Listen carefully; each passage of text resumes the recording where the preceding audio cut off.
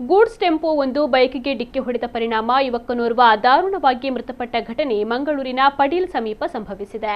ಸಚ್ಚೇರಿಪೇಟೆಯ ಕುದ್ರೋಟ್ ನಿವಾಸಿ ಸಜೀಶ್ ಪೂಜಾರಿ ಮೃತ ದುರ್ದೈವಿ. ಇವರು ಮಂಗಳೂರಿನ ಶೋರೂಮ್ ಒಂದರಲ್ಲಿ ಅಕೌಂಟೆಂಟ್ ಆಗಿ ಕೆಲಸವನ್ನು ನಿರ್ವಹಿಸ್ತಾ ಇದ್ರು. ತನ್ನ ಬೈಕ್ನಲ್ಲಿ ಕೆಲಸಕ್ಕೆ ತೆರಳುತ್ತಿದ್ದ ವೇಳೆ ಪಡೀಲ್ ಸಮೀಪ ತಿರುವಿನಲ್ಲಿ ಟೆಂಪೋ ಡಿಕ್ಕಿ ಹೊಡೆದಿದ್ದು ಬೈಕ್ ಸಮೇತ ಅವರು ರಸ್ತೆಗೆ ಬಿದ್ದು ಗಂಭೀರವಾಗಿ ಗಾಯಗೊಂಡು ಸ್ಥಳದಲ್ಲೇ ನಿಧನರಾಗಿದ್ದಾರೆ ಎಂದು ತಿಳಿದು ಬಂದಿದೆ. ಸಜೀಶ್ ಅವರು ಸಣ್ಣ ವಯಸ್ಸಿನಲ್ಲೇ ತಂದೆ ತಾಯಿಯನ್ನು ಕಳೆದುಕೊಂಡಿದ್ದರು. 5 ತಿಂಗಳ ಹಿಂದೆಯಷ್ಟೇ ಹೊಸ ಮನೆಯೊಂದನ್ನ ಕಟ್ಟಿ ಒಬ್ಬರೇ ವಾಸಿಸ್ತಾ ಇದ್ರು ಎನ್ನಲಾಗಿದೆ.